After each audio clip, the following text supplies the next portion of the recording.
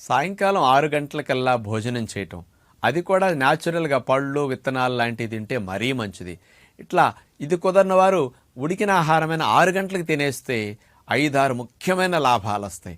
ముందుగా మన శరీరం రాత్రిపూట ఆహారం 9 గంటలకు అలా అరిగిపోయినప్పటి నుంచి రేపుదయం తినే వరకు 12 గంటల పాటు రిపేరు, క్లీనింగ్, రీచార్జ్ చేసుకుని రక్షిస్తుంది.